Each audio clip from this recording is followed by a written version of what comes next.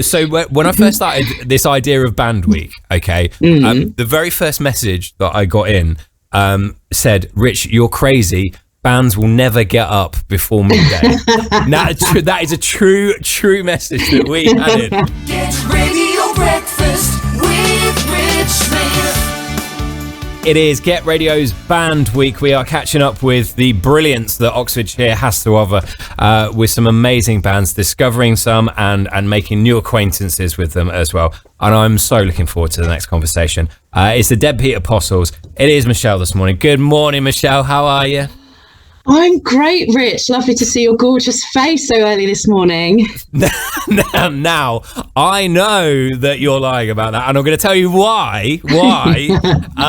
So when I first started this idea of Band Week, okay, the very first message that I got in said, "Rich, you're crazy. Bands will never get up before midday." Now, that is a true message that we had in. And Michelle, you're maybe not quite the morning person that you're claiming to be with your vibrant attitude this morning. No, it's true. It's a lot of years of practice, but I am, if you ask anyone that knows me, I am not a morning person. There's basically the yin and yang of my personality. If once I get past about 2-3 o'clock, I'm really nice. I'm ready to go. But no, not a morning gal. No. Okay, I feel like whoever's going to be sort of seeing you later on today is going to really get it, just because you've been so nice and lovely this morning. So we'll see. It's going to be carnage. Michelle, I wanted to sort of come at you with something that happens to me every time I see the Deadbeat Apostles or see you on a lineup or speak to anyone, and that is, and this is genuine. I honestly sort of about this. Anyone that sort of says, "Oh, Deadbeat Apostles are playing. Oh, they're going to be there." Everyone instantly just goes, "They're great." That is just always the answer. It's just like, "Oh, they're brilliant." So I come into you. Why is that? Oh God, that's a good question. Well, that's really nice of you to say. I'm sure you wouldn't lie on air, Rich, so I believe everything you say. But yeah, no, we do have. I think when we play, we like to. There's a lot of theatre involved, so we don't take ourselves too seriously. You don't have to look at us and go, well, they're promoting something or doing this or doing that. But it's we just like to have fun. We like to look out in the audience and see that people are smiling. We like to dress up. We like to act stupidly, but we take our music really seriously as well. So putting on a show is really important to us. The energy that we create in the room.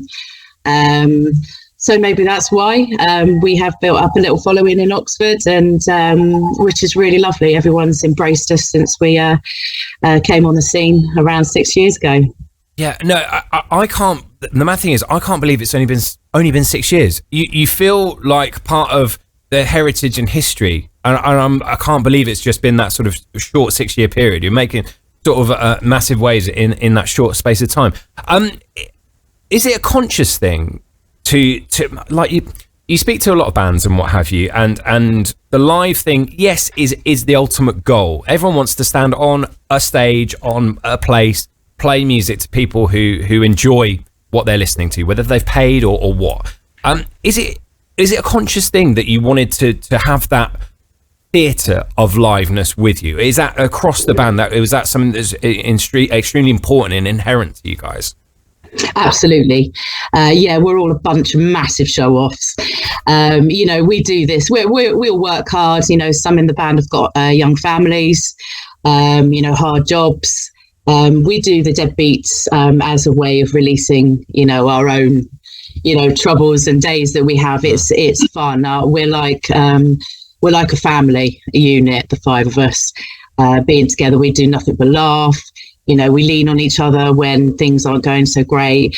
And when we set out, we did very much think of, creating this, like you say, the theatre, the artwork was very important to us. So our drummer's a great artist.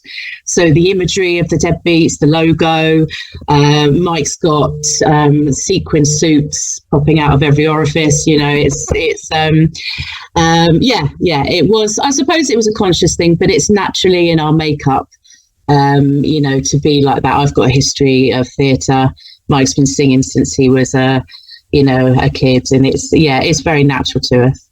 No, it's can you just explain like how difficult it is? 5-piece band, okay, there's five lives, okay, that are taking different shape. Explain how difficult it is to get you in a room practicing. Like you say, it feels like a real sort of friendship group, which obviously helps with bands and what have you. But life obviously gets in the way. It must be difficult to kind of sit down and kind of do music and do what you do. Yeah, absolutely. I think one thing we've learned along the way is that we have to be respectful to the members' families. So, we've got young families. At the end of the day, they're the most important thing, above anything else. I've had my illnesses in the last year. I haven't had a great year at all. So the band have had to be really patient with me. We've just had quite a long break from live music, which is one of the reasons. So it's a nice environment. No, it doesn't make none of us feel guilty or pressured. Again, it's a very natural thing. We rehearse every Wednesday. If we have a break from that, it's usually holidays or someone's poorly or something. And especially since the pandemic, we realise how precious those days are. Just that 1 week and getting together for 4 hours. But we tend to have some nice breaks, and then we'll have a little bit of a period like we've got coming up now, where we'll have a series of gigs recording, and then we have a massive blowout, and then never want to see each other for a few weeks. I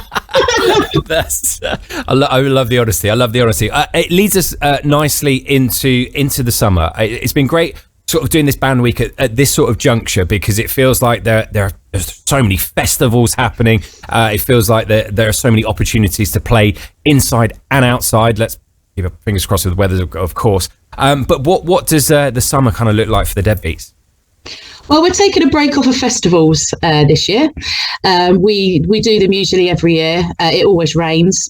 We're usually singing to one person underneath a tree with a brolly. So we thought we'd have a break from that, partly because of what I've just said. We'd had a break anyway. We've been recording our new album, which is due out in November. But we're getting back on it on Friday next week, which is at Tap Social, one of our favourite venues. We're headlining, but it's actually Shaven Primate's album release. And then we've got the 18th Day of the Deadbeat. So it's been 6 years, but it's the 18th one. That's the 5th of August at the Isis House. And we've got Quartermelon and Osprey and Co., who I know you've had on before. Yeah, absolute legend. You should hear our singer Mike's impression of Osprey. It is awesome.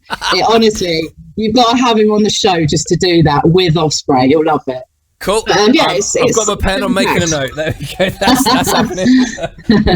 But we've got some nice stuff coming up. Just quickly as well. The Oxfordshire community music scene. It feels like you are inherently involved in it. As I said, it's still surprising that you've only been going in 6 years. Can you just sort of describe, what you're seeing out there and going out, the people, the bands, the people that you've meet and play with? It feels like it's thriving. This is from a radio point of view, and the Melting Pot boys tell me that it's thriving. What are you seeing? I agree. I'm constantly surprised at how brilliant the acts are that we've got around us. Quartermelon, young band. I really like them. I saw them at the Jericho. Love their energy. Reminded me of the young Supergrass in some way.